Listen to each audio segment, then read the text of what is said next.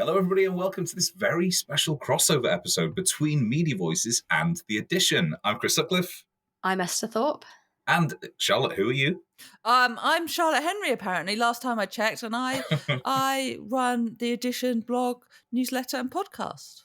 Fantastic. And what is The Edition? What is the focus of it? So it is a newsletter covering all things, that crossover space between media and tech, essentially, trying to get some gossipy, scoopy stories about the media industry here in the UK, analysing the effect tech is having on our media industry and all that kind of good stuff. And you guys were even kind enough to give me an award at your inaugural newsletter awards. So that was very nice as well. Well, it wasn't us, it was the judges. And I think we got you on straight afterwards, basically, to say, well, what were you doing so well? So I would advise our listeners to go back and listen to that episode specifically. Yes, I'm very pleased to be back with you guys. We've got a lot to discuss. Well, actually, for those of you who don't know, Media Voices itself is a B2B publishing brand, and we're focusing on the business of media with a weekly podcast and a daily newsletter. And this season, we've been doing a series of deep dives into some of the biggest trends, tools, and tech that has affected publishers over the past 12 months. Now, that's as part of our annual Media Moments 2023 report, which is going out live next week. You can pre-register for that at voices.media /MM23.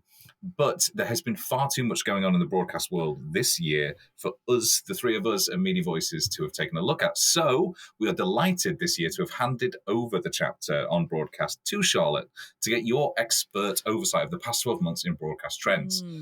Now, there's a lot. There are a lot. I was going to say it's impossible to distill it all down into the space we have on this podcast. Indeed, the word count in your lovely report. Sorry. Maybe we should double it next year. Well, actually, why don't we start with a few of the things that you flagged up in there, Charlotte? Because, like you said, there have been a number of ongoing trends and new trends that emerged over the course of this year. One of the big ones is we've seen the continuation of a sort of reappraisal of the value of linear TV for advertisers.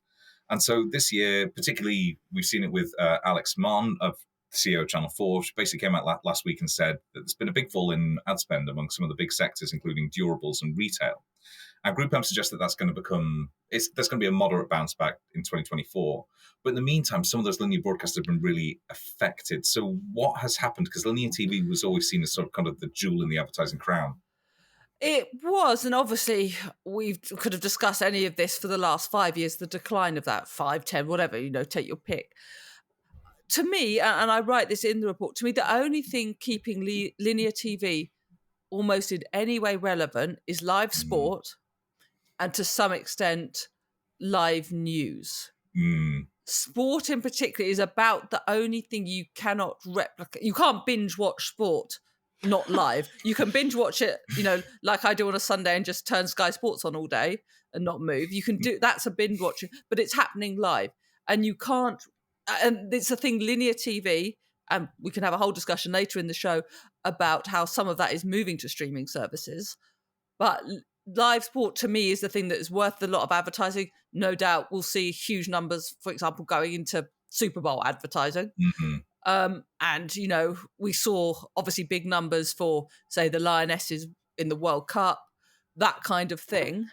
But, big drama series that the likes of the BBC or ITV are producing, people are not settling down anymore at 8, 9 o'clock on a Sunday evening to watch it. Perhaps the only example where they did was like Succession, right? Where we didn't want it spoilers. But it's not the same. And obviously that is having an effect on the ad market. Do you foresee that? Oh, sorry, Esther, you go. So I've got probably one in not many long line of questions here. It's interesting you said about news there, because Chris, I don't remember when we were talking to Peter, but Peter sort of had this realisation that we didn't sit down and watch the 10 o'clock news anymore. Yeah, and I remember posting in the community being yeah. like, is that not a thing people do anymore? And everyone was like, no. It's an interesting one. I'm always slightly conscious of drawing generalizations from this, because I don't think the three of us are quote unquote normal media consumers. Yeah. I mean, I accept I could have ended that sentence after normal. But we are not normal media consumers, so I don't think what we do is what we should see as the general way people consume media. But I think if you looked at the numbers, you would see people are not sitting down for the 10 o'clock news every day. Obviously, we're recording this as there's been a massive row about Newsnight. Newsnight, I was just about to bring it up. Yeah. So I don't think that is happening as much. I think it happens in big moments. So the Queen has died, the King has been coronated, people watch those live news events or watch the bulletins at the end of the day to see what's happening. War has broken out, people watch the sum up of the day. But I think that's not, I think you just have to look at them, so that's not the real trend anymore. People are dipping in and out most of the time during the day, I think. Yeah, it's really interesting actually, because there are so many trends we could fold into this. One of the things that came up during our chapter on trust and the episode on trust we just put out was the fact that when young people do tune into news on TV, they see this kind of uplift in trust. They trust TV news more than they do news in other sources, but they're just not tuning in to the same extent. And, you mentioned Newsnight there. I wanted to bring that up. Is it sort of, do you believe there's a wider recognition now that even at the broadcasters where news is still the crown jewel, it's still what they see as being very much their raison d'etre, that it's not necessarily the draw that it once was, that news consumption has gone elsewhere and that they don't need to potentially cater for it? Even though in the case of the BBC and Channel 4, that is part of their remit to the public. That's part of their charters. Yeah. I mean, you're absolutely right that producing news is very, very important to the BBC and Channel 4, but there's also a difference between rolling news and news bulletins to a sort of news magazine show like Newsnight. They're very, very different things. And the leadership of the BBC has swung decisively in the direction of the former, not the latter. It's really interesting. When I used to, my first job in media was God, I can't even what the job title was, but I had to watch rolling news from from 6 in the morning to 2:30 at night. And that was very much... Sorry, what? I know, yeah. Yeah, it was a media monitor, so I was basically watching rolling news from 6 to 2:30. It was very dispiriting. But, Esther, your face, did you never know that? I didn't know that, and I think... So you watched I never want to watch news again. No. I did 3 years, 3 years. Sorry, you watched news for 3 years for 20 hours a day? No, 6 till 2:30, yeah. So not 20 hours a day, 8.5. But it was still quite... Right, 2:30 in the afternoon. You said 2:30. That's why we both panicked. Oh, God, no. But even then, that was... That's more than enough. Was... Yeah, I was watching the kind of the BBC regionals for a lot of that. And they were very much seen as kind of the heart of a community, keeping people informed. Has that responsibility moved away, do you think, from television news to be the heart and soul of a community, to be the arbiter of what's important in an area? Well, look, you guys have covered lots of interesting local media startups. I often dip into your newsletter and see that you've covered, I mean, you mentioned the Manchester Mill, you've mentioned that regularly, but there are other examples. So I think they're actually picking up the slack as opposed to the responsibility has shifted. I mean, there are all manner of issues with BBC local broadcasting, particularly in the radio space. That seems to be the real major crunch point at the moment, with jobs going and, content being merged and so on. That seems to be where the real issues are. And look, it's important. That's what sometimes people associate with the BBC and what they associate with the licence fee. And look, I say it on every podcast I go on, including my own, when I talk about the BBC. I think the BBC licence fee is the best value subscription I have. As a general rule. Esther, I'm looking at you. I use BBC services regularly. Now, you mentioned trust earlier, and I'm sorry to say, I think the BBC over the last couple of months, as the Israel-Hamas war has broken out, has absolutely disgraced itself, if I'm honest. I think it has shown a shameful institutional groupthink that has been very troubling for someone like me that generally wants to support the BBC. I think some of the examples of what it has done, which we don't need to go on to here because we've got lots to discuss, have been egregious, frankly. But as I still return to my general point that I think the BBC licence fee is the best subscription I pay for, and I mean that sincerely. But it has got, and there's a huge issue, and I think possibly some of the issues around the war in the Middle East have come from this, but not all of them, because we've seen experienced journalists make egregious mistakes and say egregious things as well. But there's clearly has been a brain drain at the BBC. It's really interesting you flag that, because that the conflicts in the Middle East and then some flashpoints like the Farage bank account have contributed to kind of this fall in trust in the BBC. We've seen a dip. in terms of trust, both from Ofcom and from some other sources which I've seen have been sent to my email. But that's also then fed into this row about license fee, whether it is still value for money. Do you feel, and obviously we've seen cuts and cuts and cuts at the service.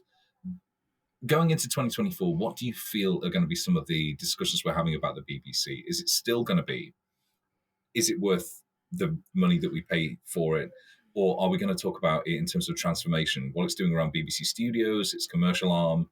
What do you see are going to be sort of big topics around the BBC specifically? So people like you and I might discuss BBC Studios and commercial and look at the different shows that are coming out and the different way it's making money and, you know, the podcast strategies and all of that. But the general public see, is the news channel good? Are there some dramas I like to watch at the weekend? And those are the things, and things that matters. And we really have to emphasize, we're going to 2024 where there are going to be a US election and a UK election. Oh, God. And the BBC is going to be under huge scrutiny for, partisan scrutiny. Oh, God, yeah. I mean, that's... God, I'm just trying to think about how it's dealt with stuff like the Brexit referendum. Indeed.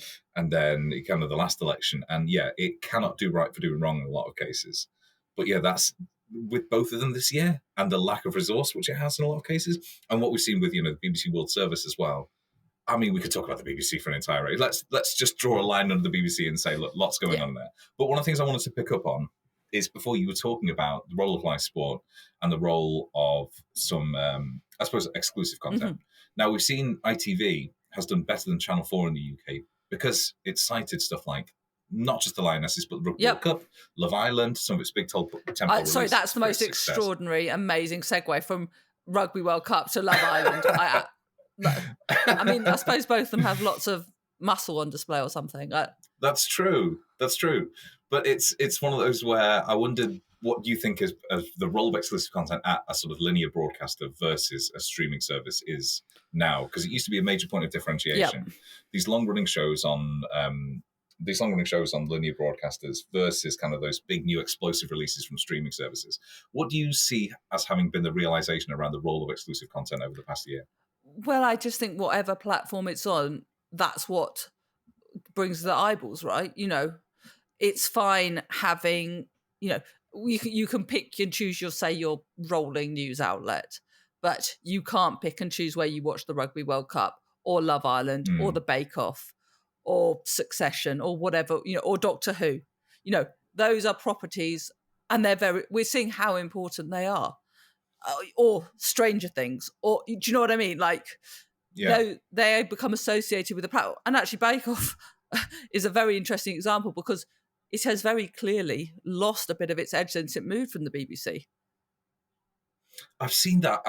We watched I don't want to get into a big Bake Off rant, but Tasha should not have been eliminated when she was. But I've seen a lot of response basically saying that last year it had too much bite, and this year they sort of smoothed it over a little bit, and it's lost its way a little bit. The glaze has been smoothed over. Oh, God, how many of these are we going to have? I'm a big fan of Alison Hammond, though. I think she was an excellent addition to it. But even bringing in a great broadcaster like that hasn't, I sort of think it was associated with the BBC and it's lost a bit of its oomph. So I think there is, the point I'm making, not about cake, is that I think there is a point where an outlet is associated with a program and that matters. I guess the proof is in the pudding, for right? goodness sake. Oh my God, yes. That was so fast. Okay, I'm going to say it's lucky Peter's not here because I think he would have walked off by this point. I'm going to leave that edit. I'm not going to edit that at all. That's exactly how fast Esther responded with that. So, but one of the things that we want to talk about there is you mentioned Bake Off, you mentioned some of those other properties like Doctor Who and Stranger Things. And this year, I feel like we've seen broadcasters more than ever recognize the value of IP, the IP that they own, because they've been extending it into merch. BBC Studios has been taking what they're doing with BBC Earth, so their sort of nature-focused content, and really expanding that into a commercial proposition. Well, look at Netflix, right? Netflix has been criticised loads for not doing live sport, which you can probably tell is one of the things I really think is important in this landscape. But then it did this stupid Netflix cut golf thing, right? Where it brought Drive to Survive, really well-liked IP that was, behind-the-scenes documentary of the Formula One drivers, and Full Swing, also pretty popular behind-the-scenes, the PGA Golf, and it put it into this live event. Now, that's not beating Amazon's rounds of Premier League football, but it's a very clever use of IP because it's got stuff it's already owned. It brings people in. Like, it's a pretty clever use of IP, whatever I think of it. And a good test for doing stuff live for Netflix. But they've really stumbled in that. Probably you two are far classier than I am and don't watch Love is Blind.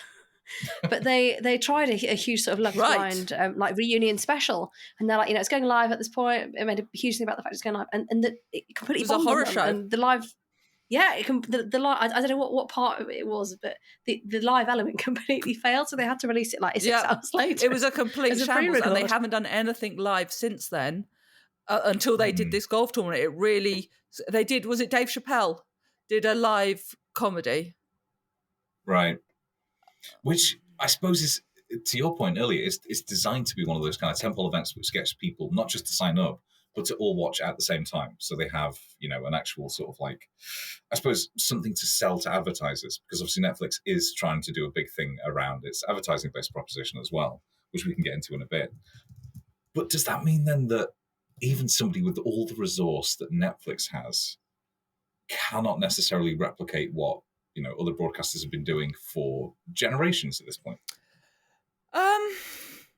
Or at least there's a steep learning curve to it. They are trying, aren't they? Look, live is difficult. Esther has given the perfect example that proves it.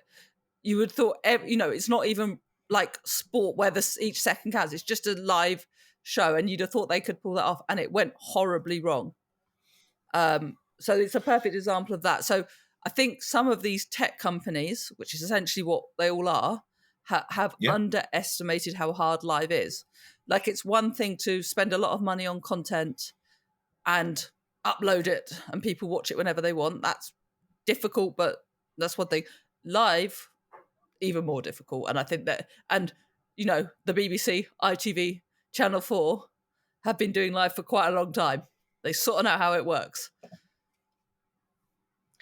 I have an unrelated question, but one that I'm definitely not entirely clear on. So, obviously here in the UK, we've not had strikes. The US has been hit very, very hard by the Hollywood strikes. Are we expecting to see the impact of that like next year? I didn't really follow where the resolution ended up, how that affected broadcasters over there, and I have read your chapter, so I'm not going to spoil it for everybody else. But what happened there, and where are we at? So obviously we've now had the Writers' Union and the Actors' Union do deals which last 3 years, so that's all resolved. Sean McNulty told me on my post that actually there is the possibility of a strike next year for the sort of crew, the union for the crews. My guess is that won't happen because they can't have 2 years of strikes. It would just be a disaster. They'll sort it out. But worth keeping an eye on. In terms of what the wave of strikes we saw this year has, which was months long, the likelihood is what we'll see is delays to releases. That, stuff that couldn't be shot when it was scheduled to be shot will obviously therefore come out later when we would have got it here. That will be the big thing. We weren't not affected here for all sorts of silly reasons. For example, just before the strikes were sort of finished, when particularly that this was the actors' strike. So one of the features of the actors' strike was that if you went on television as an actor, you could not talk about the show. You could not do any promotion, basically. Slightly depended on what it was, but as a general, you couldn't promote anything you were in. So we had this... Yeah, Drew Barrymore. Right. So you had this rather nonsense thing, right, a few weeks ago, where Graham Norton had on his show Sarah Snook from, obviously, Succession, and she was talking about her acting appearance in Dorian Gray on the stage here in London, and Greta Lee promoting a new film, but couldn't talk about the morning show. And it became slightly farcical. Like, because Greta Lee was working with A24, there was a special example, there was a bit of an example so she could talk about the movie. But it became slightly farcical for these celebrities. There was issues, well, first of all, in America, the nightly shows didn't, late night shows just didn't happen because there were no writers for a long time. But it became slightly farcical here as well when, people were going on radio and TV and stuff and couldn't talk about the things we would want them to talk about. It's ostensibly supposed to be promoting. Exactly. So there was all of that. But the big thing we will see is delays to releases, and release schedules will have been undoubtedly disrupted, and we'll notice that next year. One of the things that I think is interesting here is the parallels between what the writer's strike was actually about and what we're seeing in a lot of journalism at the moment, which is concerns about the role of AI and what generative AI is actually going to do to shows and broadcasts. And I remember that, a lot of the signs that I saw from the writer's strike were stuff like, just puns and stuff on the fact that AI cannot necessarily write shows that people will want to watch. How quickly is it until we start seeing some of the completely AI-generated stuff like we've seen on Twitch, like Seinfeld's AI, migrate its way across to TV in a sort of official way? I mean, if I knew the answer to that, I would, no disrespect, not be talking to you, but I'd be getting a very nice paycheck from Sam Altman. Yeah, but that's totally fair. My guess is the problem will be with web content long before it's with TV and film content. Maybe online. Maybe online video will shift a bit first, but I suspect. And remember, the deals that were done with the two unions did, to some extent, restrict the use of AI, or at least keep it in the conversation. I think, from what I gather, some of the language was a bit fuzzy, but that was one of the big focuses of both the strikes. And so I don't think it's going to be a mass. I don't think your favourite TV series is going to be written by AI anytime soon. There was an excellent meme I saw going around where they'd fed an AI all of the Hallmark Christmas movies and asked it to write the intro script. And the first page is just absolutely brilliant. Nice. Yeah. It's so bad it's good. Which is, of course, the definition of a Hallmark movie. One of the things that I think underpins almost everything we've been talking about is where consumers are choosing to watch what we think of as broadcast content, because that term has become so loose. To what extent do we start having to talk about, digital video versus content? What separates a, say, Twitch stream, for example, from something that is going on across either linear or Netflix? So I suppose, what are we seeing in terms of audience consumption habits, in terms of where people are choosing to watch, and what is that doing to the wider broadcast ecosystem? I think, but it's very interesting. Hang on. I can understand that. Plonk a 4-year-old down in front of Peppa Pig or Bluey. Yeah, but it's flipping. It wasn't always like that. Hang on. Sorry, I meant to have this up. No, that's all right. Is it,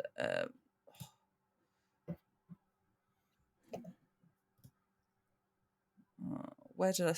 That Sky stat is unbelievable about how much they pay for it. I think I intellectually knew the number, but I'd never actually emotionally connected with it. 3.75 billion to show 120 plus Premier League games is insane. Keeps the show on the road. Right. Yeah, I guess. Here we go. Sorry. Let me sort of research this. Oh, for fuck's sake. Oh, is it this Opcom Media Nations one? Right, cool. Right, sorry.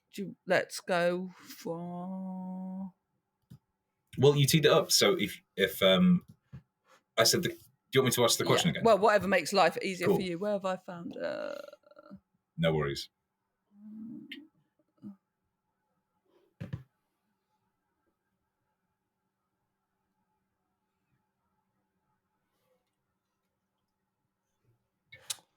God's sake.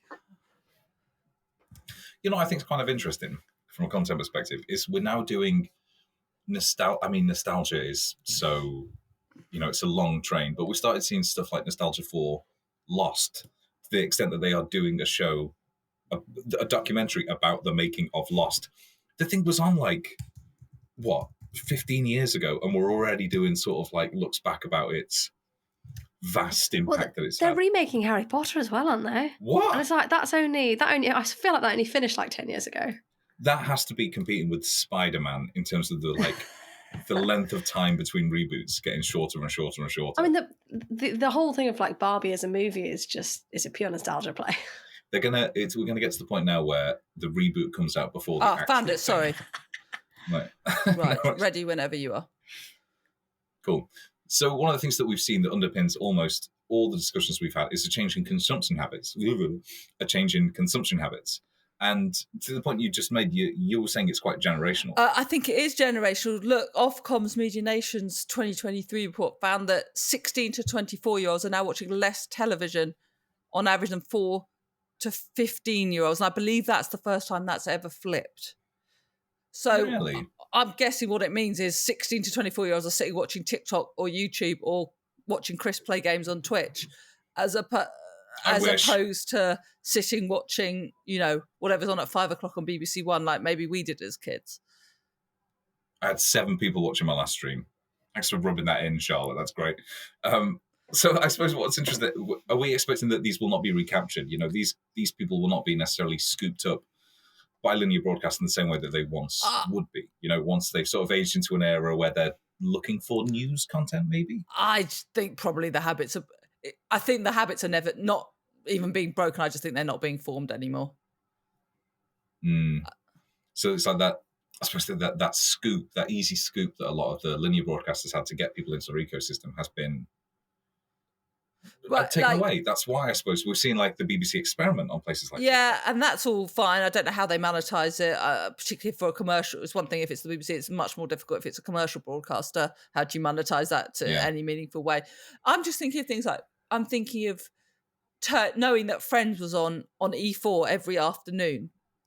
Now, as a teenager, who cares now if you're a teenager? You don't care if it's on Comedy Central or E4. You just put it on Netflix. When you, at the moment you want, the episode you want. Like, I just think those habits are not broken and not coming back.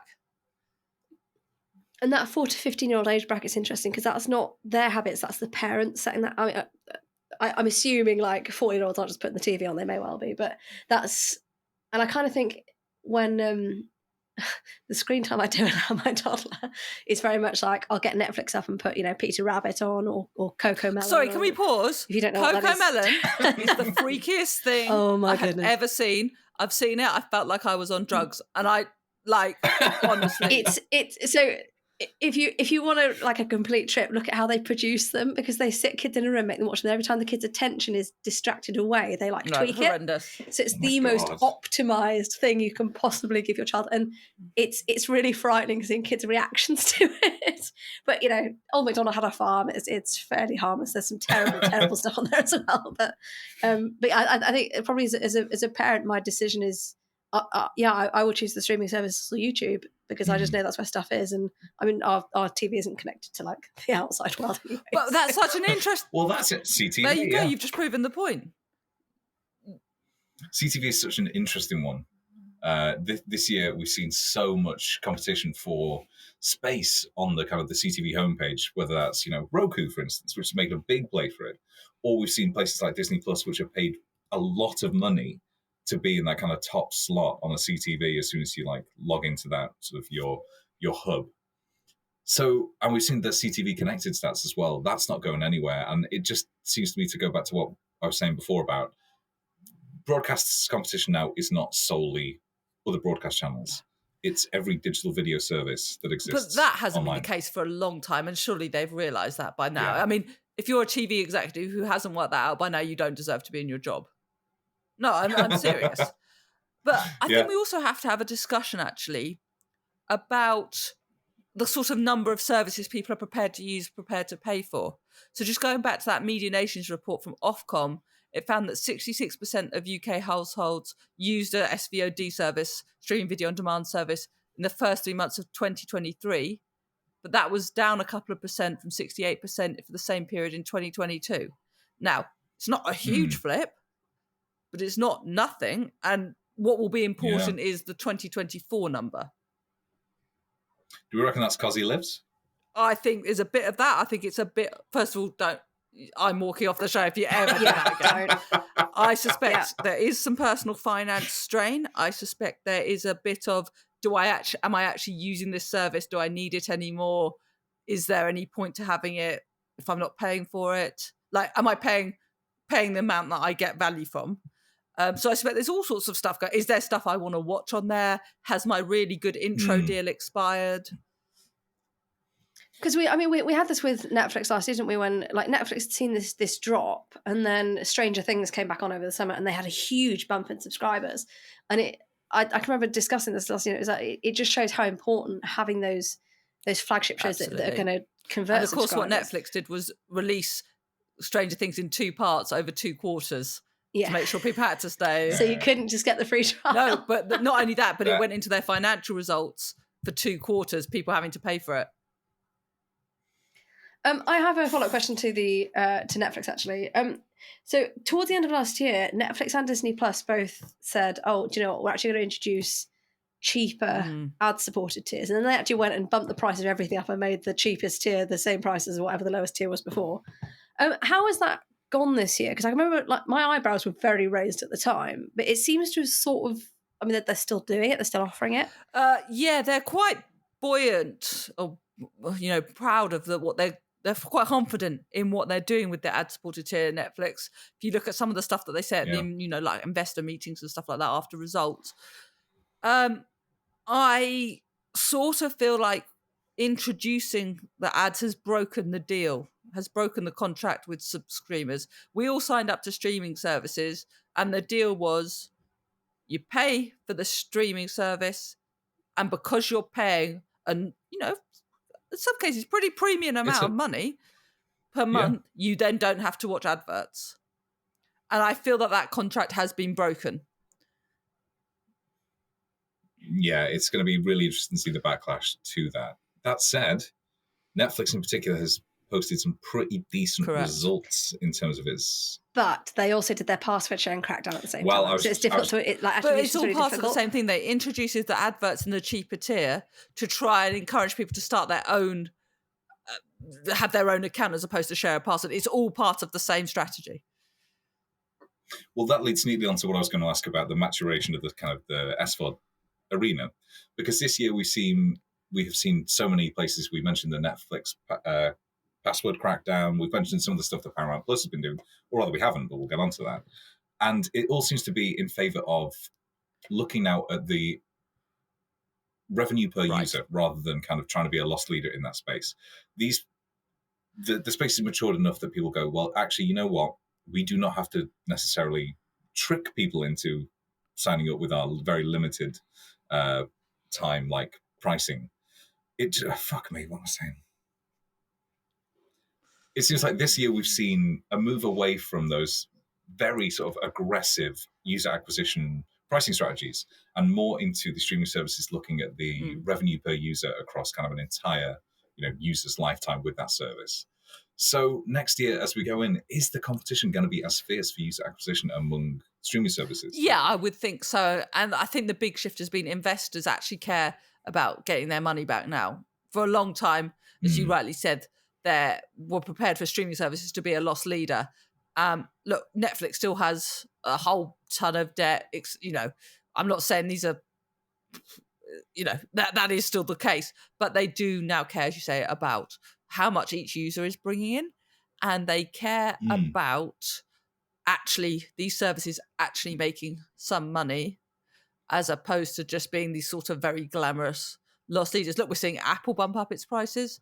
We're seeing, and maybe even being bundling talks with Paramount Plus or something, because I think that might be one of the trends. I didn't have time to get into this in the chapter, but I think perhaps the 2024 broadcast chapter, will talk a lot about rebundling and some of these services having to come together to survive. I just heard you volunteering to write that. We'll talk about it off air. Well, one of the, you mentioned rebundling there and a trend going into 2024. I think one of the things that we should probably mention is the fact that has been happening a bit this year already, almost people testing the waters. So we've seen, for instance, a bunch of CBS All Access stuff getting trialed across the services. We've seen the very niche streaming services like, Shudder being part of Amazon for a very, very long time now. Sky and Peacock. I mean, Sky and Peacock. Yeah, exactly.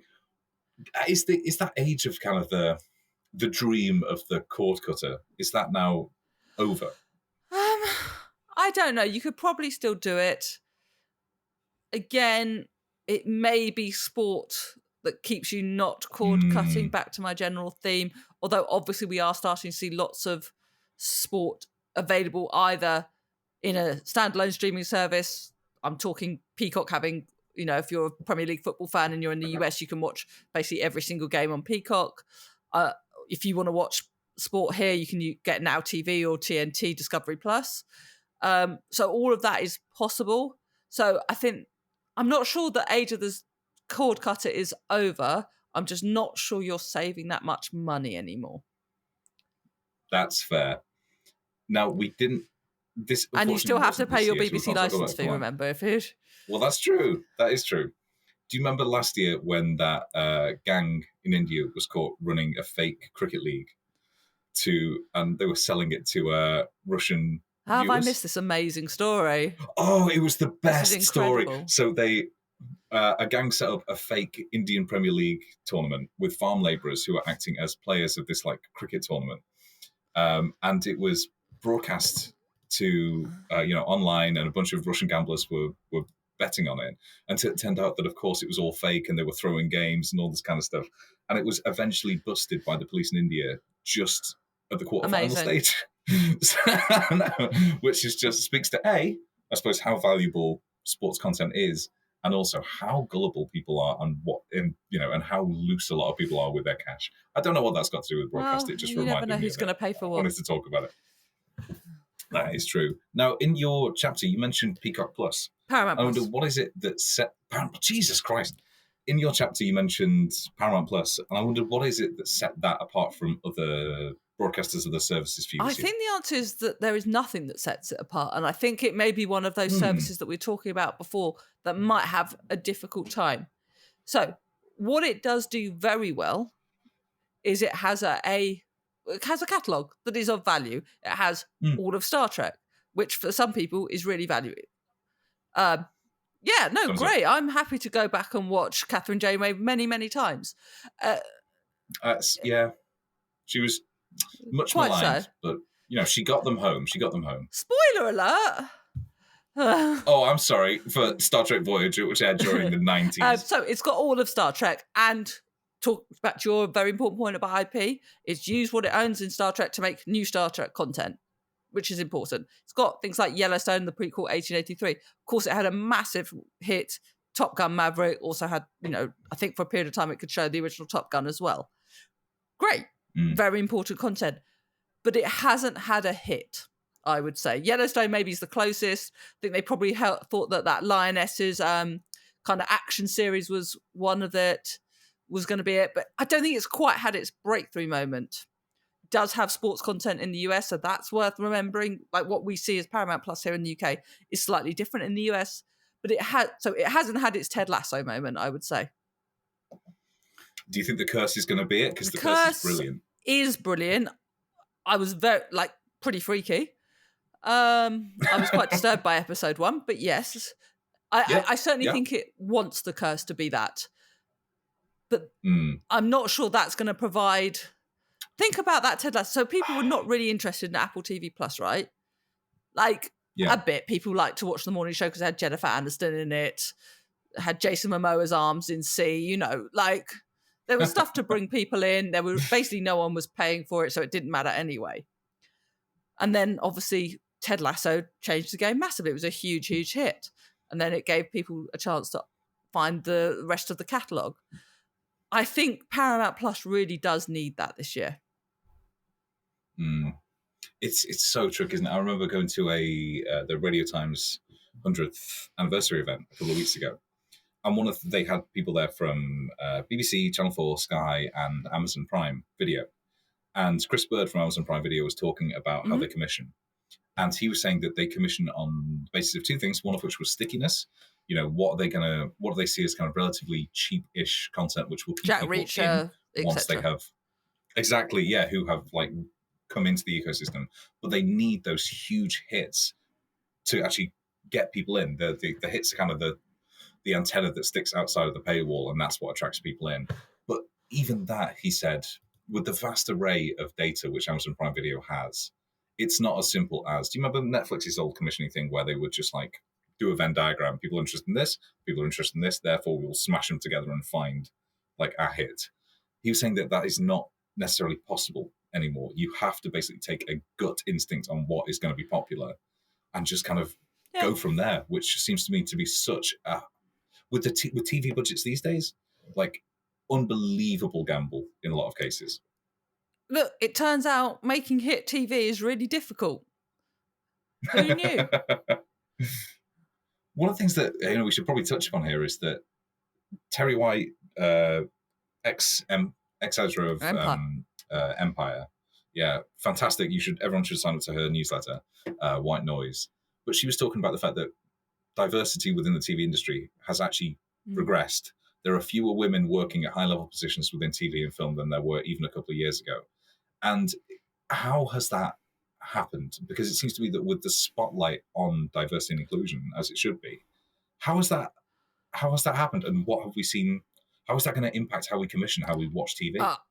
I wish I had a good answer, but so one thing is it's going to make less interesting TV. Certainly, yeah.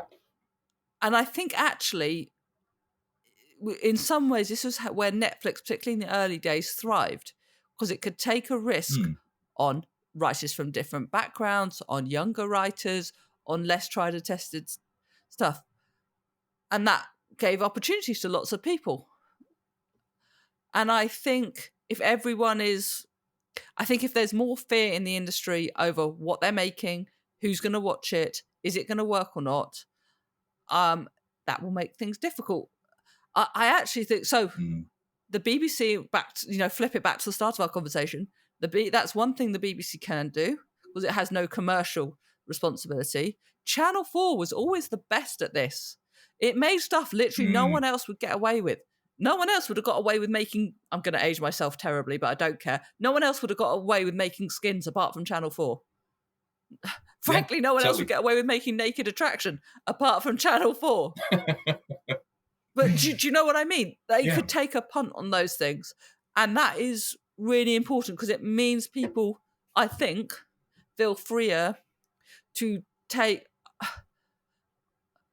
be able to give opportunities to people from backgrounds who maybe don't get the opportunities but have all the talent that they should. And look at the cascade effect that will come from that, because, I mean, half the cast of Skins have gone on to be major Hollywood stars. Okay, well, thank you so much, Charlotte, for coming on and having a chat. Thank you for doing this crossover episode. We should be doing more of them. For the listeners, where can they find you? Where can they find more of your analysis? So head over to theedition.net. I blog there. If you can also, there's a sign up, there's loads of sign up boxes to the newsletter. But if you just want to head to the newsletter, go to newsletter.theedition.net. You can read all the previous editions of the edition there, and you can sign up there as well. And I will obviously particularly love you if you want to take out a paid subscription.